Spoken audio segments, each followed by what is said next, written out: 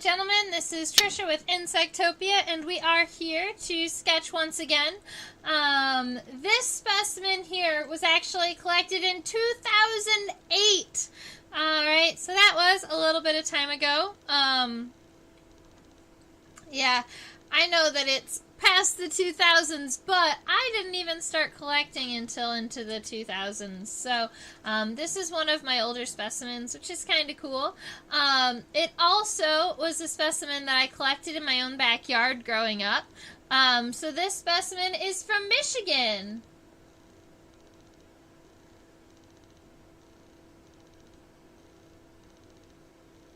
Oh, I know how much you love Lepidoptera and Susan. Oh. I wonder if I do have a Lepidopteran that's sitting right here. Let me look. I think we've already done the eastern-tailed blue, right?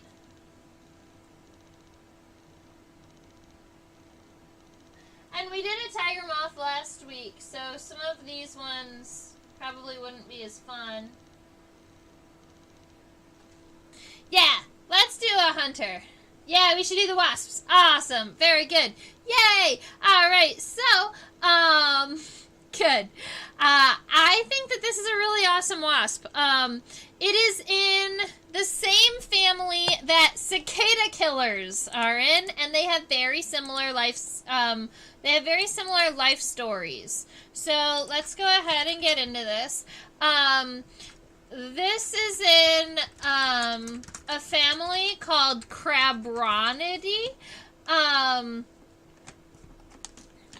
Yeah, so it's called Crabronidae, and admittedly, I feel like regularly when I try and type this word out, I either end up with Carabidae, which are the ground beetles, or Crambidae, which are a species of moth. There's a couple of them that are really closely together, but this is Crabronids for, they're a big group of, they're a big family of wasps that are, let's see. They used to be considered Sphecids. They were in the family for thread-waisted wasps, but they pulled them out, and I do believe that they just call them sand wasps nowadays. Yeah, sand wasps, and then they say square-headed wasps and allies.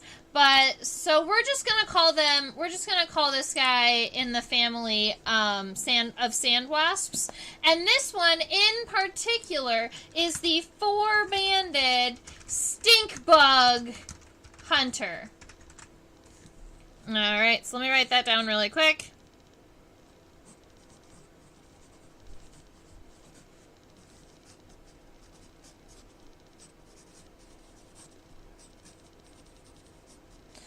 And some people, that's such a long name that I'm just going to leave it at hunter, but some people also write this as the four-banded stink bug hunter wasp, because it technically is a wasp too, but that just makes it, I don't know, a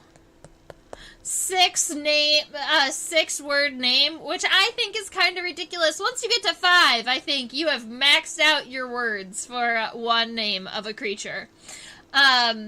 The specimen is named for the 4 yellow bands along the length of the abdomen. Although only the ladies have 4 bands, the males actually will generally have 1 additional band, so the males will be kind of 5-banded. We're going to look at the characteristic that we know that it could be either a crabronid or a thread-waisted wasp, and then you can just look at the waist to see which way it goes. So let me go ahead and get us the scientific name for this guy. It's Bicyrtus quadrifaciatus. Quadrifaciatus? No, it's fasciatus. Yeah. So there's your scientific name. Bicyrtus. Might be even Bicyrtes. and then quadrifaciatus. Quadri, literally meaning four, and I just added an extra R. And fasciatus means lined or striped.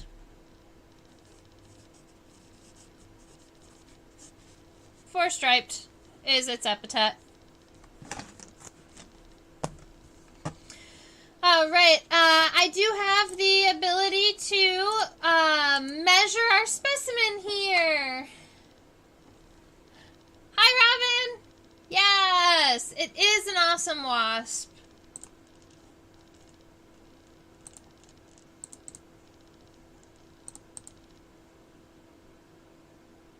Alright, so our microscope is live. We can go ahead and measure it. So from the, we're going to go kind of up here so we can go on this mostly diagonal, I think. We're going to try.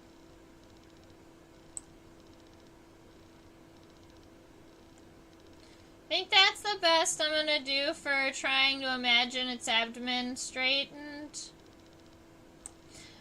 We're going to go with 1.7 centimeters from the front of the head to the end of the abdomen. So it's not a small wasp, but it's also not as big as, say, one of its relatives, the cicada killer. The sand wasps in general are known for the females having venom that they can sting and paralyze their prey, and their prey are generally the food source for their babies. And there are many different types of prey foods for sand wasps. There are sand wasps that are specific to crickets and grasshoppers. There are sand wasps that are specific to cicadas, and this one is specific to stink bugs, or regularly is going to go and sting a stink bug and then bury it in a hole that it's dug for itself and lay a single egg on the stink bug. The stink bug is not dead yet, it's just paralyzed. And then the baby will hatch out of the egg and eat the stink bug alive. So it's kind of a crazy life cycle. If it don't stink, I don't hunt. I love it. Alright, so there is some really cool mouth parts on this specimen because the adults don't just hunt for the young. The adults also drink sugar water, as they kind of like drink sugar water as adults, so they like to go and drink nectar, and sometimes you'll even see them at like fruiting bodies, like rotting fruits and things. Mostly flowers, but every now and again, if there's yummy sugar water out there, they'll find it.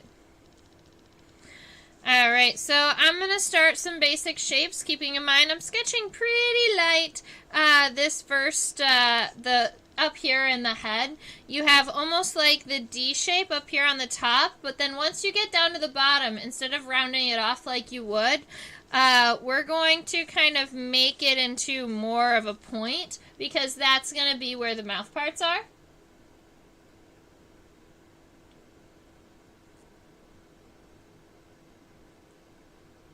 Why are these wasps so specialized? I realize different sized wasps would need different sized prey, but there are so many species of true bug that would be similar sized to a stink bug.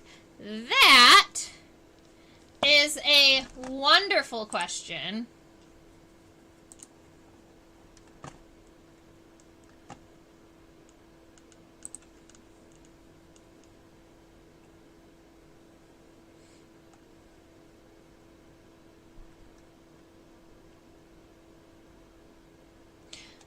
And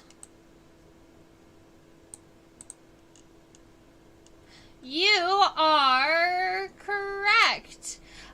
They are called the stink bug hunters, and I've only ever seen them with stink bugs. And I've also only ever seen pictures of them with stink bugs, but Bug Guide, I just looked it up to see what Bug Guide would say. And Bug Guide says that the females will feed their young any insects from the order Heteroptera, which is a suborder now. So they don't just parasitize stink bugs; they parasitize all true bugs that are that similar sized. So that's really cool. Huh.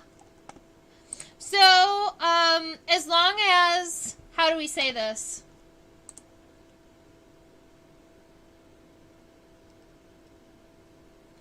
The true bugs are the ones with piercing and sucking mouth parts, but this is Heteroptera, so it's further than just Hemiptera. It's a suborder, and it includes all of the families of true bugs that have Hemielytra. So if you look at the back of a stink bug, you'll notice that I'll draw one really quick. If you look at the back of a stink bug, you'll notice that the back has wings that are both leathery or kind of hard on the top and then membranous on the bottom. And we call these Hemielytra because they're halfsies. And any insect that has these half elytra, the four-banded stink bug hunter will catch.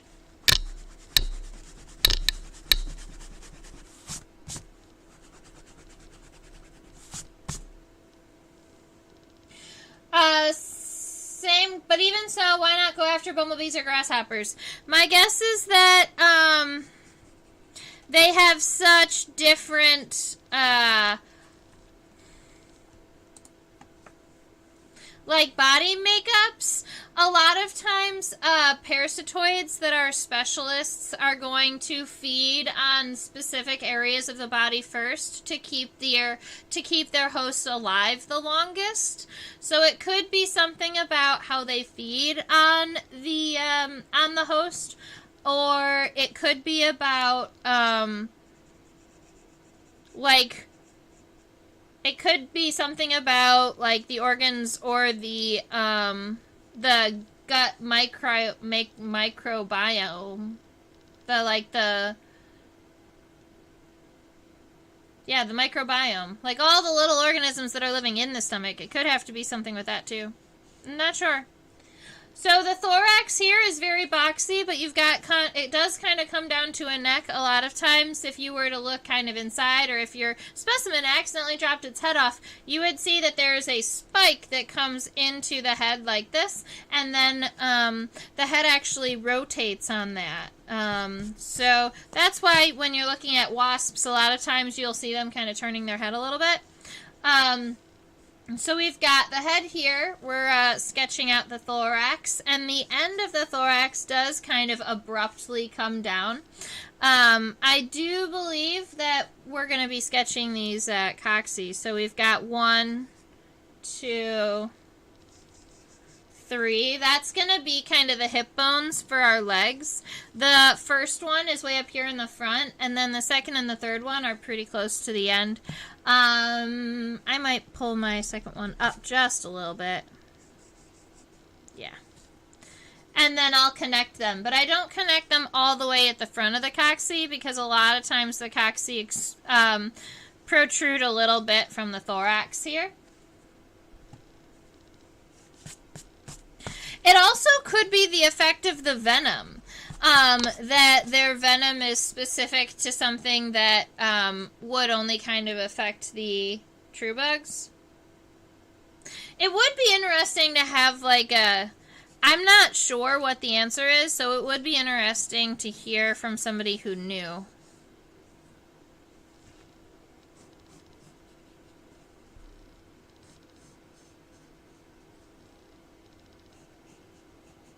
I'm going to make my abdomen fall down a little bit, kind of like that specimen is doing here, instead of keeping it all the way straight. These sand wasps do tend to kind of have a lazy abdomen, even in the, even when they're outside. You'll see them kind of going to flowers and just kind of curling their abdomen down. So I feel like it's kind of a natural pose for the specimen. Now, we do have the tegula, which is this little shoulder pad here. You can make kind of this D shape. And then that is where the front wings are going to come out of. I'm just going to go ahead and give myself some nice thin wings here. Looks like...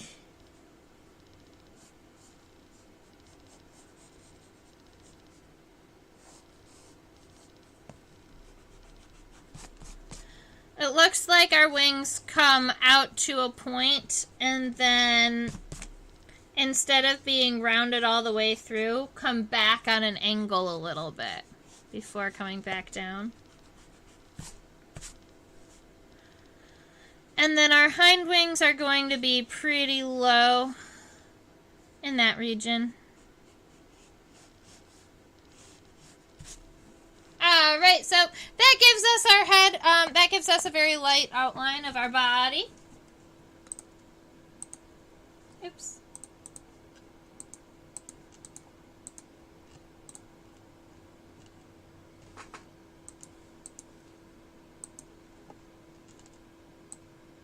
Ah, there's the button.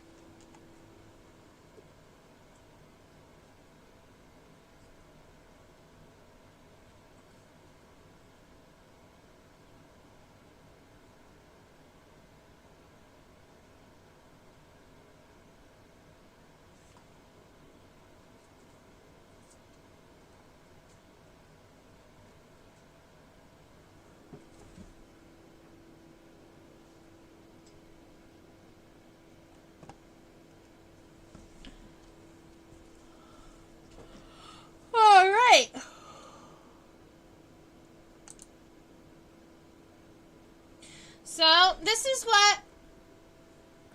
Oh, what is the range of these guys? Would I see them in New York? We have lots of cicada killers, especially at the pine bush, which has sandy soil. Also lots of stink bugs. Ooh, good question. What is the distribution of Bicertes quadrifaciatus? Derp, derp, derp, derp, derp.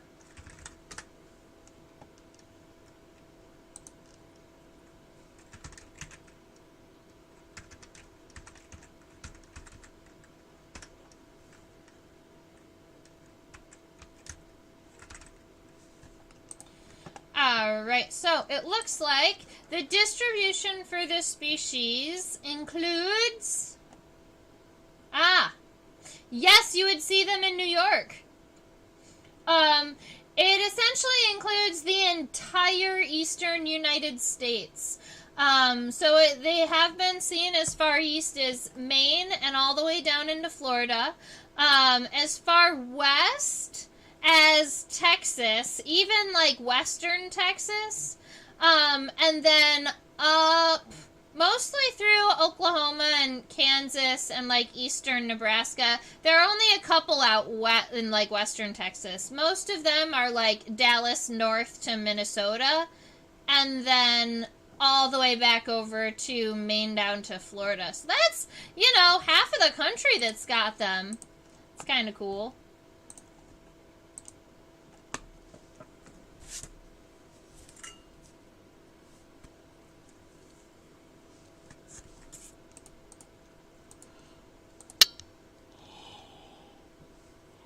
All right. Our head here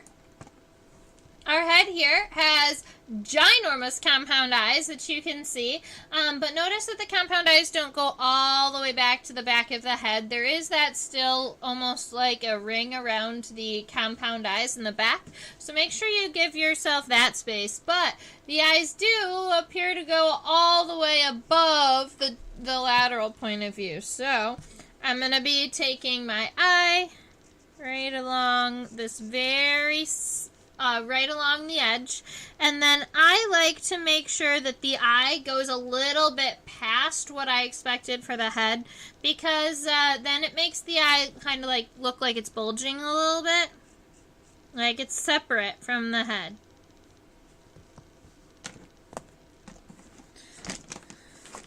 I've been using the pencil eraser because I don't seem to know where the gum eraser is, and it should be right here.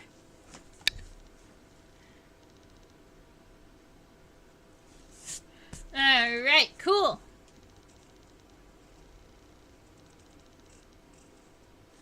Oh, come on. It was so good before I decided to do that. Okay. Alright, so we have eyes. Now, I want to turn the head so that you can see the antenna a little bit better, and we'll be able to see the mouth parts.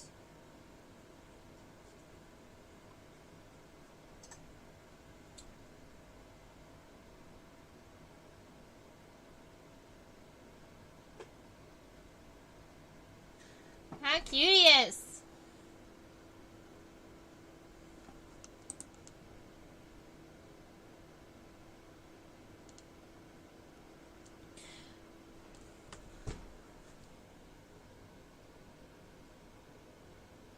I'm not seeing any ocelli. I wanted to check that on the top of the head before we really started in on this.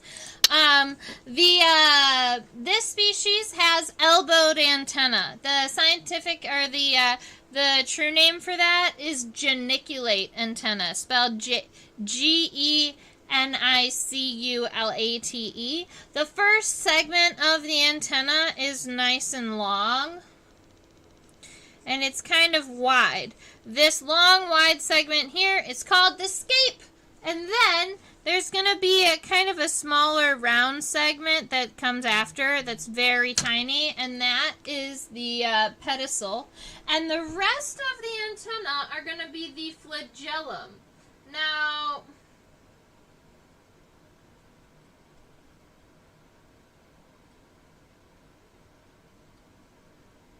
they are really hard to get on the same plane because they're all curly.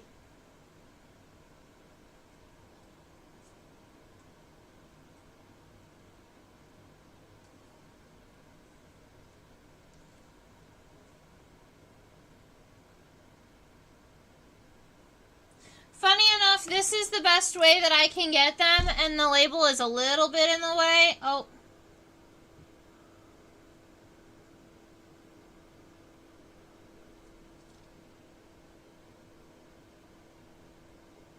Alright, I'll take the label off.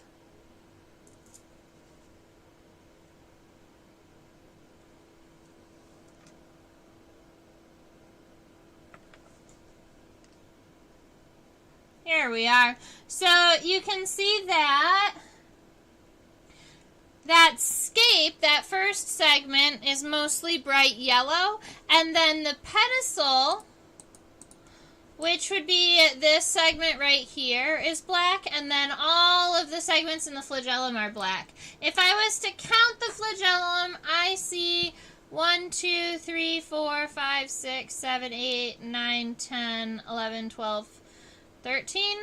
I see 12 or 13 segments in the flagellum, and because they're all curly and fun, and these antennae seem to be going down, what I'm gonna do is I'm gonna make mine curl too.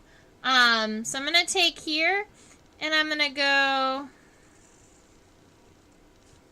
kind of like this, and then from both sides, I'm gonna try and make sure that they stay mostly even until the end where it gets a little bit more narrow. And now all I have to do is add the segments. This might be a little wide. I'm going to narrow mine up a little bit.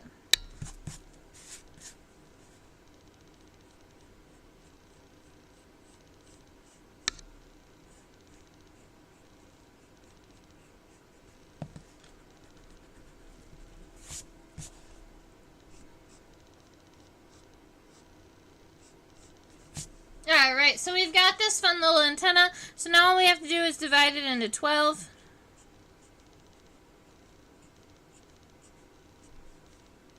Oh no! 1, 2, 3, 4, 5, 6, 7, 8, 9, 10, 11.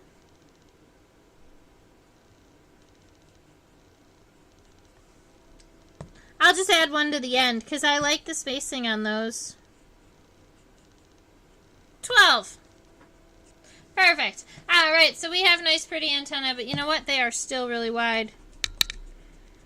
I'm just going to fix them right now because they're going to bug me. They look like they're antlers.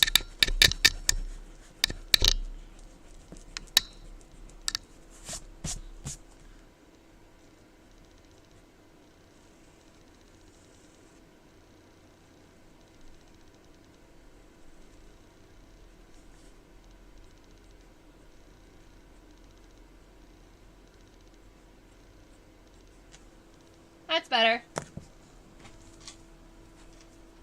Alright, so I'm going to turn our specimen so that we can see the mouth parts a little bit. It's important for these wasps to have chewing mouth parts so that they have a way to kind of grab their prey, and they also will hold them with their actual legs, which is kind of fun. But they do need some type of mandibles to chew. But because they prefer to drink sugar water, they also need a tongue-like mouth part, which makes them have a mouth part that looks like this. Up here on the top in dark, those are mandibles. So let's see, right here, that's a mandible and this is a mandible. And then down here underneath, you have more mouth parts. I would say that these are adapted maxilla because you can see right here there's a palp or a mouth finger coming off, which would be the maxillary palp. And then there's another one, it's a little faint and further back, it's right around here. That would be the one that's connected to the bottom jaw or a labial palp. So you can see all of the parts here, which is really kind of cool. If we were sketching them, let's go ahead and turn it now so we can see it from the side. I just wanted to make sure you saw all of the parts before we went this way. Because this way, you don't see as much of it, but it's the way that we're going to be sketching it. So I guess it's important to look at it this way.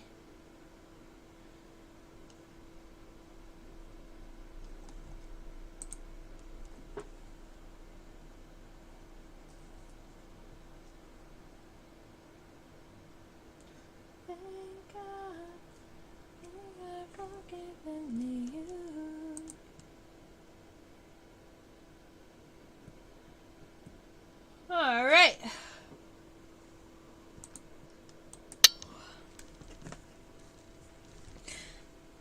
Okay, so you can see the compound eyes here, and then right here, this is where this dark piece comes down. That is a part of the mandible. This is probably the clypeus, or the part of the head that connects to the upper lip. Let's see. So coming practically off of the eye, you have that darker segment that comes down like this. And that's our mandible on this side. And you have the rest of this. Let's see. You've got a mandible. And it's going to be pointing forward a little bit. So we're going to angle it this way. Alright, so you have a mandible here, and it's kind of coming forward like this. And then you have the clypeus, and it comes down and meets it. But the mandibles do progress a little bit further than the front of the head, so make sure that you kind of give it that little bit of space. I decided to arch mine back a little bit. And then instead of having the bottom of the head be the longest, I'm going to come up here to where it's right next to the eye, and I'm going to pull it forward just a little bit. Alright, so then I can add the maxilla. So let's see. There we go. And then it's going to be connected right around here. And in theory, you saw from the front that it kind of looks like it's, like shaped like the bottom of a ribbon, I guess. There's a triangle cut out of it. But from the side, all you're going to see are these little phalanges at the bottom that are kind of used for, I don't know if they're called phalanges, these little thingamajigs that are used to drink the nectar. But we can draw these palps. So, from right around here, it appears that there is a maxillary palp. And then you're going to have another, like the bottom jaw is probably going to come out like this. So you have a whole nother piece here. And then you get another set of palps.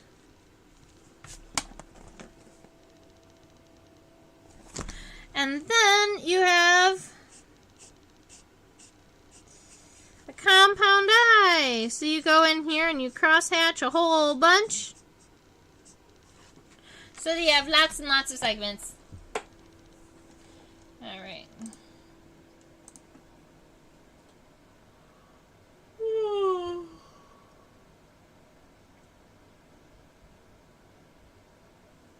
Ladies and gentlemen, I am so tired today. Yikes. We're gonna make it.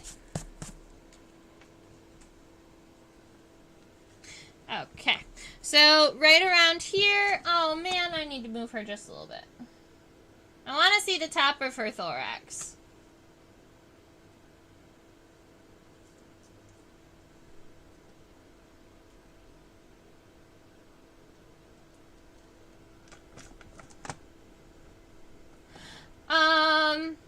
Maybe you said it, but do these guys feed on as adults, nectar, pollen, prey? These guys are mostly going to be drinking nectar as adults. Nectar and sugar water. That's why they've got this cool little, essentially tongue-like mouth part here. Their mandibles they're going to use for kind of like manipulating things, and they might chew on a little bit of pollen, but they're mostly going to be drinking sugar water as adults. No problem, Robin. It was nice to see you again. Alright, so, coming in here. And we're going to round out the top. I made it very angular before. And then the top of the thorax is nice and flat. I'm actually pretty happy with the outline that I have here of the top. We are going to have to zoom in so that we can see some of the plates on the side of the thorax. Plus, one of the key characteristics to these two families is right here within our grasp. Oh, and it's cool that we can kind of see the tegula too. But we might have to zoom in to see it. Let's go ahead and zoom in.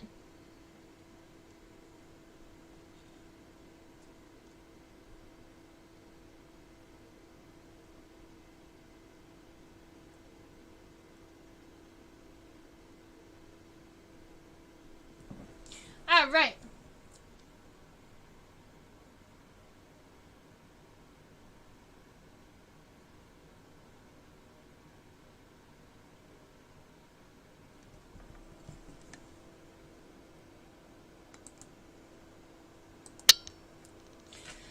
So the tegula in this specimen doesn't look like a D as much as a like a longer thin doodad, so I'll show you that in a minute.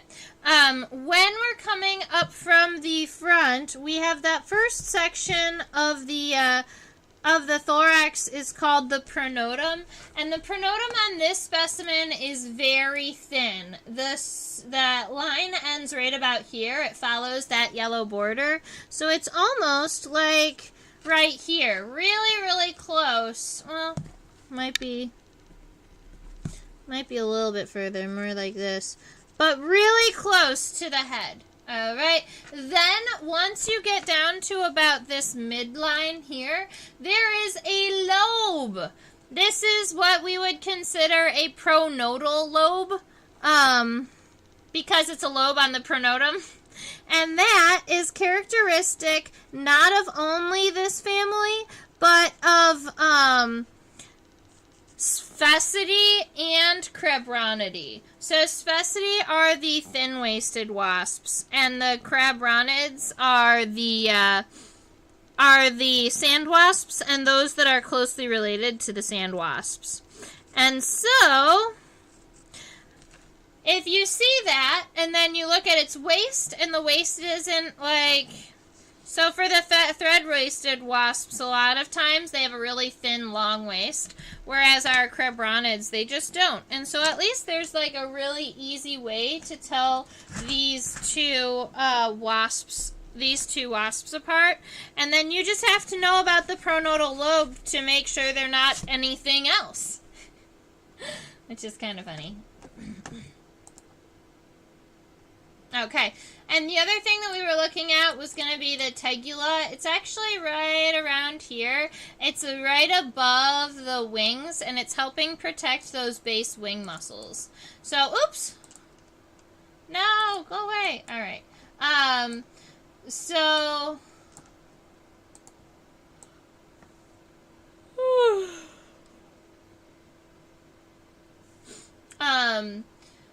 Right here. Yep, that's the tegula. And in my specimen, you can see that the tegula is actually pretty close to this pronotal lobe. So I'm going to be putting the tegula closer to here and then changing the length of the wings. And this is not it's not like a huge thing, but it is nice and thin and long, and it runs along the top of the wings. So now all I have to do is bring the ends of the wings a little bit further into the body, and they'll be happy. I also have another like part of the exoskeleton there, but I think that's going to be fine. All right, let's do legs.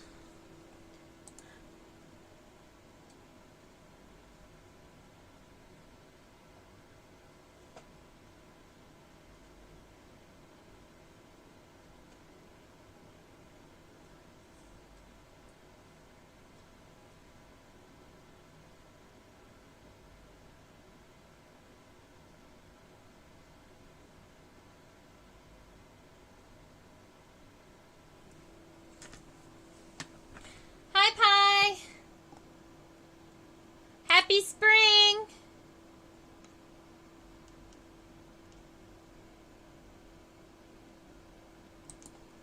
We are all zoomed into this front pair of legs here. In this specimen, the front legs are kind of curled up in front and underneath, but we want to draw it in a more realistic pose, so we're going to kind of open its legs up a little bit.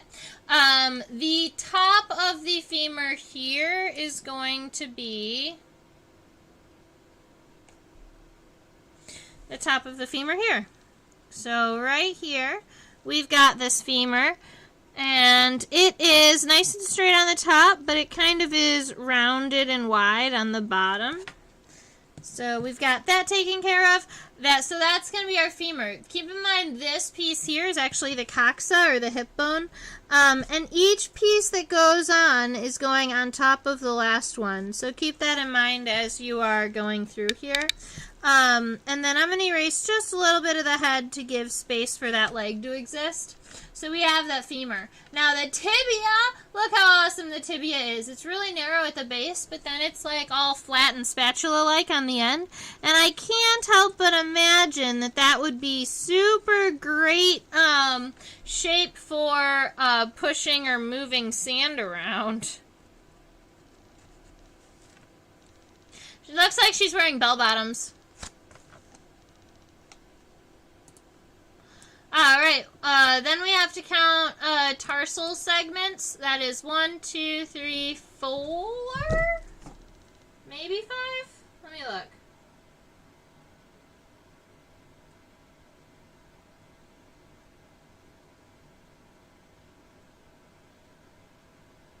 Nope, just the 4.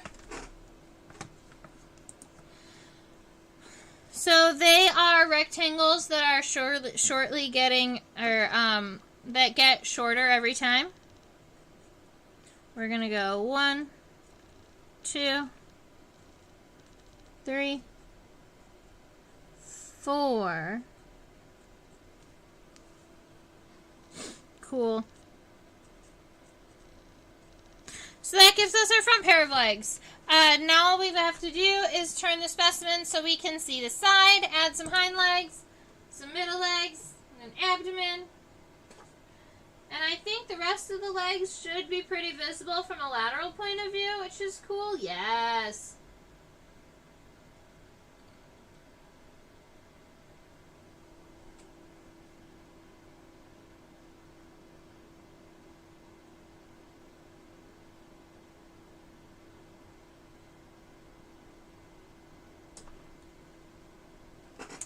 I want to be looking at a bee or a wasp one day and find a triungulin larva. That's what I would love.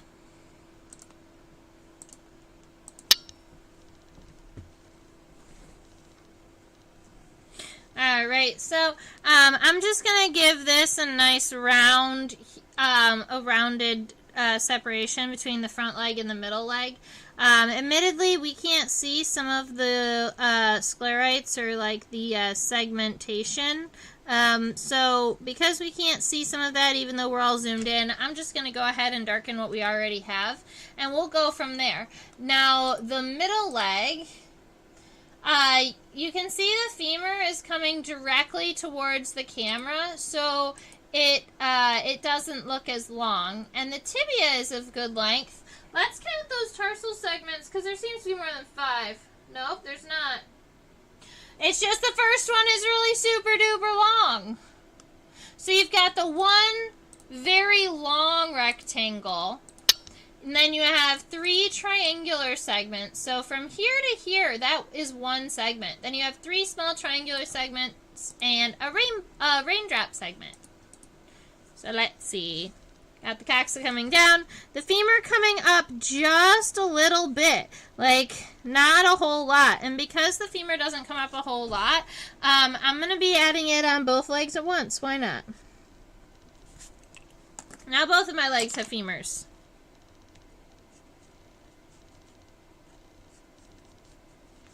Alright, and then our tibia for our middle leg, that's the one that we can see. It does kind of flare out a little bit, but not as much as the one from the front leg. I wonder if this eraser works. It does not work.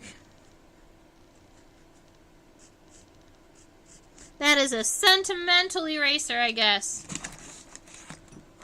See, I think I only have one on my desk that actually works. Oh, this one works! Okay, cool. I've got 2.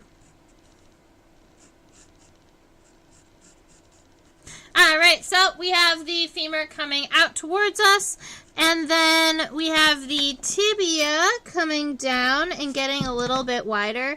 I also believe that we have a tibial spine, but it's pointed towards the specimen, so we're not going to be sketching it today. The first tarsal segment is nice and long and rectangular.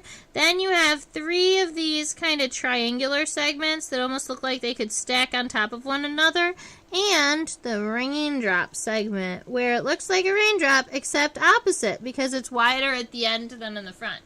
Cool. Let's go ahead and scooch our hind leg back and see what's happening there.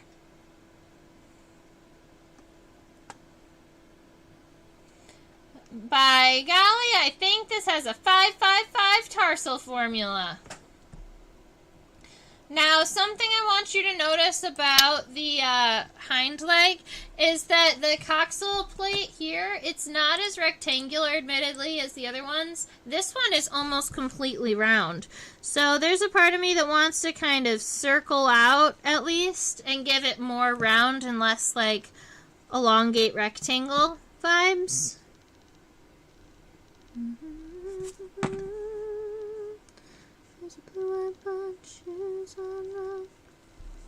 Alright, so we've got the coxa, the femur, the tibia, and you can see at the end of that tibia, there's actually a series of spines along the end.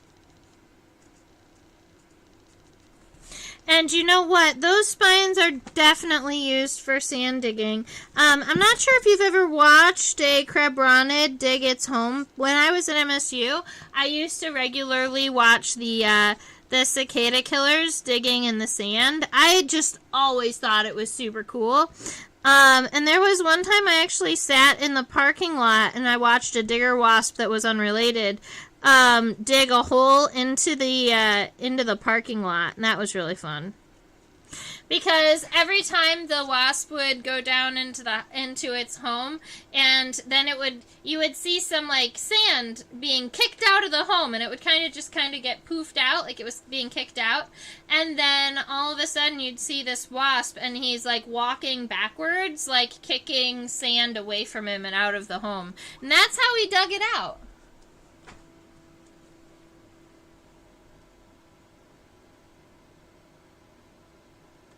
Yep, so it looks like a whole ring of them. Exactly. And if we want, we can even zoom in.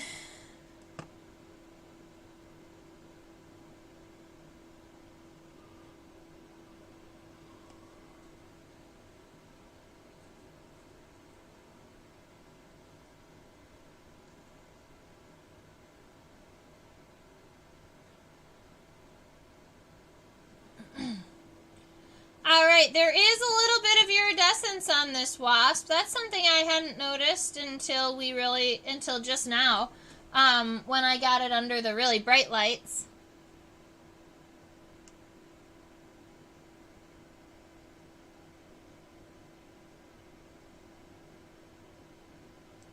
Right, they are not articulated.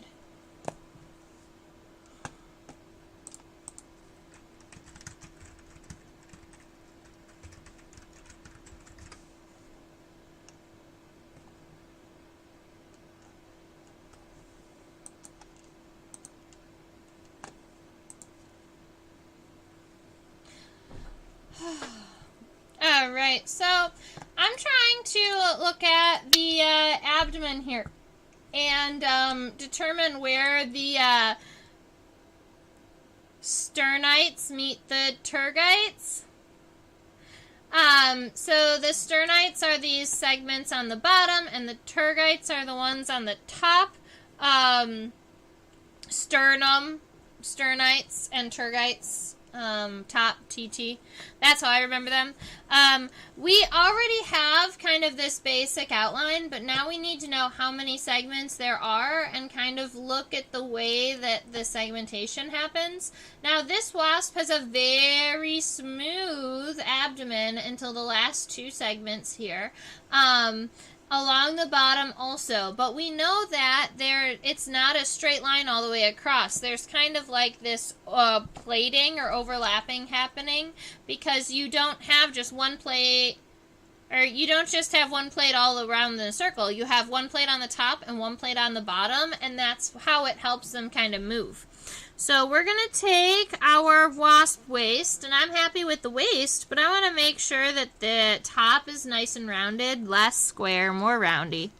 I also want to add the kind of like the lateral or the middle line in between the top and the bottom, except that this is not way up here like in most wasps. It's not up there in the even middle. The sternites fold over almost all the way to the bottom, so the tergites are only going to be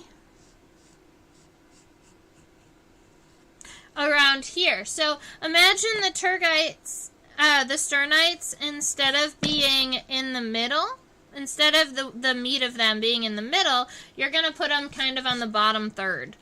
And now we're going to look at the number of segments on the abdomen, and we'll give we'll subdivide these segments really quick. So we have 1, 2, 3, 4, 5, 6. 1, 2, 3, 4, 5, 6. Looks like 6 abdominal segments. Each one of these stripes is one segment. So the first one is probably going to be to around here. The second one is of equal size to the first one. The third, you know what? 1, 2, 3, and 4 all look pretty evenly. They get narrower, but they all look pretty evenly dispersed. 1, 2, 3, 4. And those are the segments that are, I'm going to push this one a little bit.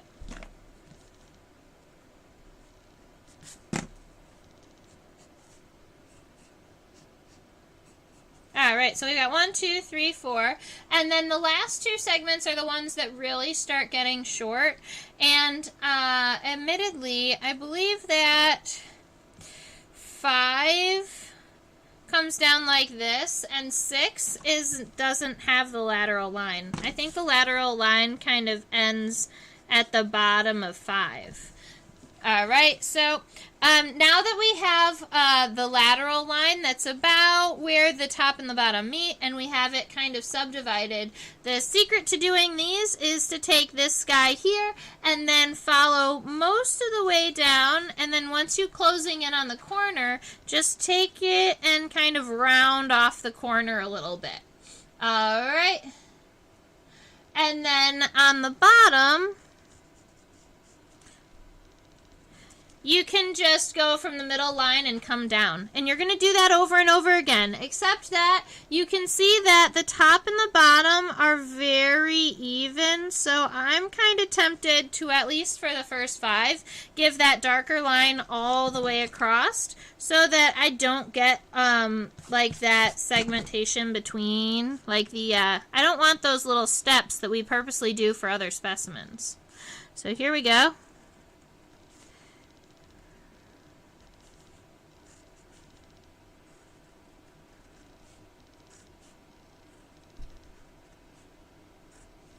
Alright, so you can see how that works, and the abdomen is getting smaller in shaping, just basing off of those little sketch lines.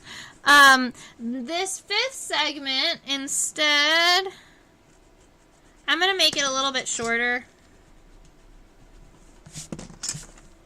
It gets a lot thinner, and then the bottom here connects. So you end up with this little triangle at the end. Let me get rid of all of these little sketch lines. There we go.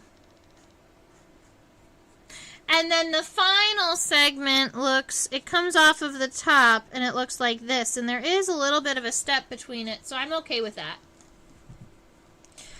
All right.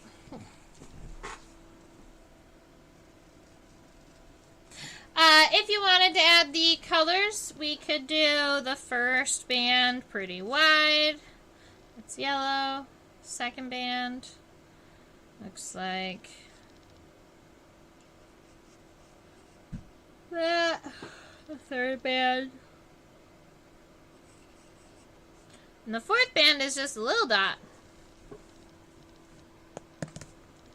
Let's do wings.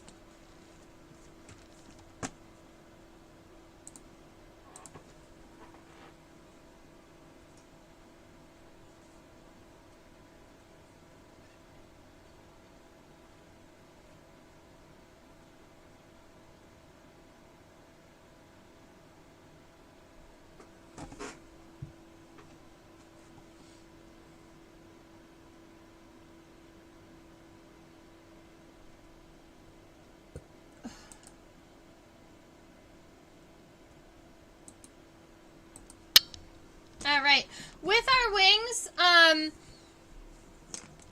there aren't as many characteristics that I can think of that are super important that are on crib-rounded wings, because the really important thing is the pronotal lobe.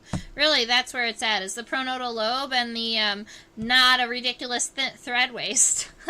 But we can still sketch these wings. The leading edge is going to stay really dark because that's the coastal vein. It's the strongest vein.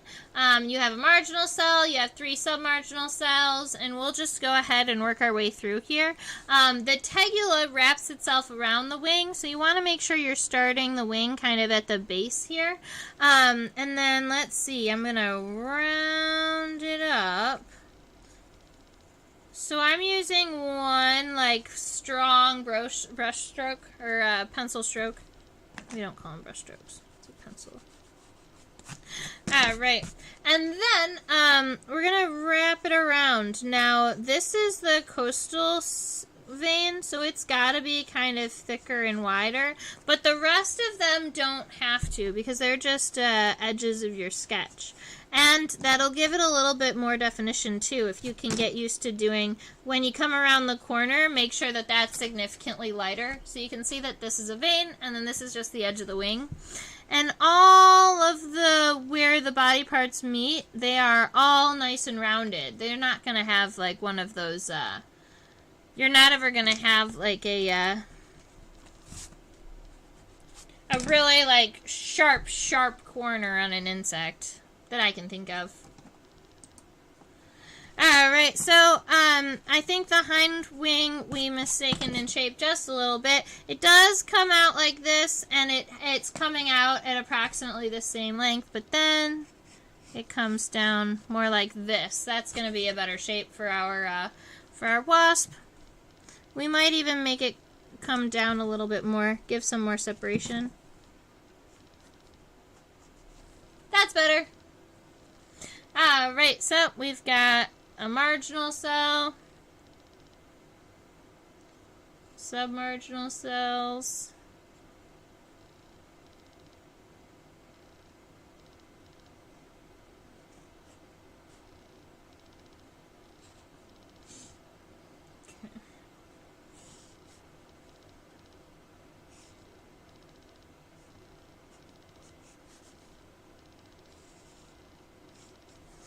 Alright, so with the wings, I'm not as concerned about the wing venation on these guys, but I am leaving it here so that if you want to sketch the exact wing venation, I am not going to stop you.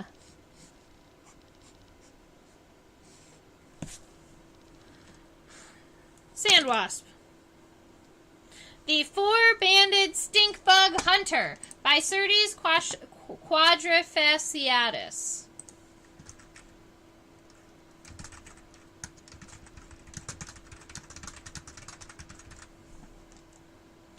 Alright, ladies and gentlemen, let's see. I think we're good. Ladies and gentlemen, I hope that you had a good time. I hope you really enjoyed sketching this wasp with me. I will admit I am just a little bit tired, so I'm signing off a little early, but I really appreciate all of you who have sat with me and chatted with me. Robin and Susan... Is this good question before I go. Is this a bug introduced to eliminate stink bugs? No.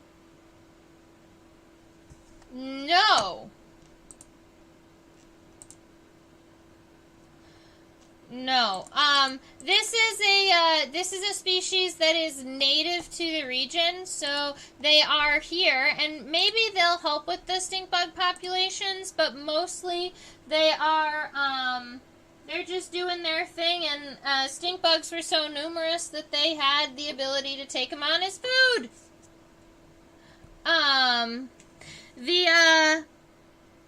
The wasp, there was a wasp that was released to control stink bugs, and that is a wasp called Trisulcus japonicus. And I worked with that wasp for years, so if we wanted to talk about that a little bit, we totally can.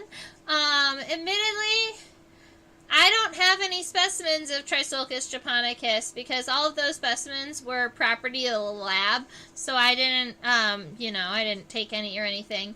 But I think that I have some pictures of that wasp, so if we wanted, we probably could use the pictures to draw off of. I also have all 5 instars, images of all 5 instars of many of the species of stink bugs in Michigan. And those pictures I thought were going to get published to discuss life histories, but they actually never got published. So I just have a whole bunch of really cool microscope images that that never really got used. Let's see.